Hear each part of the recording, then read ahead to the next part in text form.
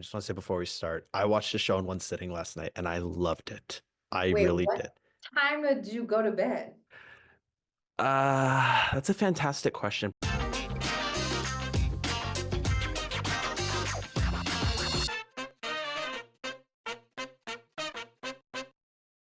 Hi there, how you doing today? Great. I just want to say before we start, I watched the show in one sitting last night and I loved it. I Wait, really what did. time did you go to bed? That's a fantastic question. Probably around 2:30, 3 Oh p.m. my gosh, you're My crazy. parents think it was 1:30, but it was more like 3. It's so good. I really did love it. So I just want to say thank you so much for taking the time to talk to me. Seriously, it's an incredible show. Absolutely. Absolutely. Thank you. I'm glad you're a fan. Thank you. So my first question for you is, I just want to know, before you came onto the show, were you familiar with the series at all through its movie adaptations or the books? And if not, did you do any research by watching them or reading any of the novels beforehand? Yeah, no, for sure. My first inception was really seeing James Patterson's name every airport I went to. It didn't matter if it was Hong Kong, Thailand, like Germany, it was just everywhere. And then in landing the role, I went back and watched Morgan Freeman. I'd watched it previously, years and years and years ago. Um, but then really wanted to see how James Patterson wrote love interests in the book and how the relationships, how he wrote, these women in Cross's life, and just to get a sense of like that world. And then reading Ben Watkins, his writing room and what he cultivates, and just marrying what I believed could talk to each other and translate well, and forming Al Montero's world. Definitely. I love everything you said about that. And I love the way you talk about the characters and how they're written. And something I love hearing from actors and actresses is how passionate they are about their characters and what draws them to them. So I'm curious, which trait of Elle's or personality quirk do you find yourself most connected to, or the one you see yourself most resonating with? I think what first comes to mind, Thomas, is actually her love for her community. She's so invested in people and believes so strongly in educating the youth so that they have more opportunity and can serve and be better people in society and to themselves. And I think that really resonates with me because as Samantha, I really do believe people are the best investments. And um, I just think we're more resilient and beautiful than we really recognize or take stock of. That's really beautiful. And the way you say that she has loves the people in her life and the community, I think there's a scene that exemplifies that really well. It's the karaoke scene and the way she's connecting with Cross and his children. And I love it. It's one of the few lighthearted moments in what is very much a very grim series, the circumstances they're in. And I just love seeing that moment. So I'm curious for you as Samantha, if you were to do your own Friday night karaoke session, what are your go-to karaoke songs? Or just one song if you don't have Oh, a few. um, Jennifer Hudson's "I Love You, I Do" from Dreamgirls. We gotta Great throw movie. in a Whitney Houston, "I Wanna Dance with Somebody."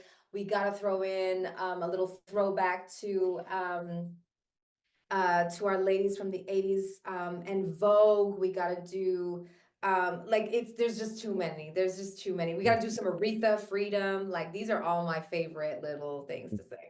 You're totally speaking to me right now. Like, I love older music, so this is just, and the fact that you mentioned Dreamgirls, I love that movie so much. It was one of the first movies I remember watching, so I'm just so happy that you mentioned that. I I really love am. It's a it. I great know, I movie. love that movie too. Um, Something else I love about your performance in this series is your dynamic with Aldous, and I think the best scene that exemplifies that is during Ramsey's birthday party when you guys have a little bit of a big argument back and forth that kind of sets the tone for the rest of the series in your relationship. So I'm curious, you guys are so good together. How do you guys manage to get those emotions and just the best out of each other like that? Right. Well, we both love what we do. We're huge fans and passionate about our art form and the way we tell story. And because we're so professional in the way we handle it, I really do believe intimacy is simply just the agreement, the consent between two individuals to be completely transparent.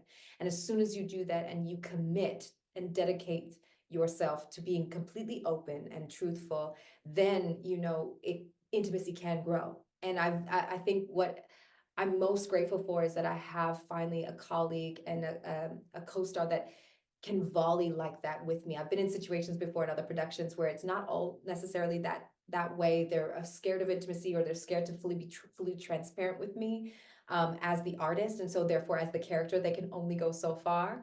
And so this has been really wonderful and really breathtaking as an artist to dig into something like this, where both of us are like in it to win it, and we want to be as transparent and open with each other so that we can tell the best story. And I think that that's what Ben Watkins, he always says, you know, I want people to come for the thriller, but stay for the relationships and the characters that we build. And because we build such a rich world, the stakes get actually higher.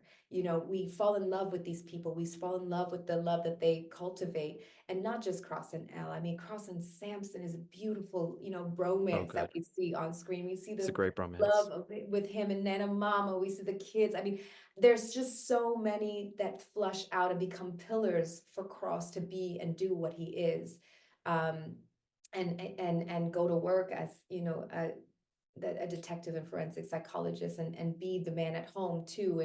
And so we become these pillars for him, and I have really enjoyed that. That's incredible. I've never really heard a co-star have that much praise for someone. Like the passion you have for the people you work with, it's truly incredible. And that kind of leads me into my next question. You know, you were in 6 or 7 episodes by my count, I believe, and out of the 8 episodes. And that must have meant throughout this shoot, you got very close with your castmates. And, you know, being from Toronto, you're one of the few Canadian cast members. So I'm curious, while you guys were filming, were you playing tour guide for them? Were you showing them around the city? And if so, what was the place you were most excited to show them? Yeah, no, so I got this question already too today, and I feel like I failed. You know, I was born in Hamilton, lived out here in Toronto, but like it was the dead of winter, and we were all freezing. I mean, when we left set, we didn't want to be outside, and to be honest, like a lot of people were just like really having a hard time with the weather. I struggle with the weather. I mean, when I moved to Cali to go to school out in LA, you know, barely 20, and when I got back to Canada, I never could do winters again. Like after that, I just never climatized again. So it was hard, but I'm a huge foodie, and I did recommend, you know, our Chubbies, our Miss Ligamores, all of the good soul food that we have in our area. It's just so great. And so, but Aldous is a huge foodie by himself. He actually has like a running list, I'm sure, because any city I go to, he's like, oh, you gotta go here, here, here, here, here. So he's like the biggest foodie. That's crazy. I've never heard of an actor doing that, but I guess when you travel around so much, you start to keep track of it. That's very interesting. Exactly. Um, in doing research for this interview, I read that you did a lot of stage and theater production prior to the pandemic before transferring to film and television. And I want to know about like how that works as an actor, especially in the season finale. It's a very high stakes, high emotion sequence.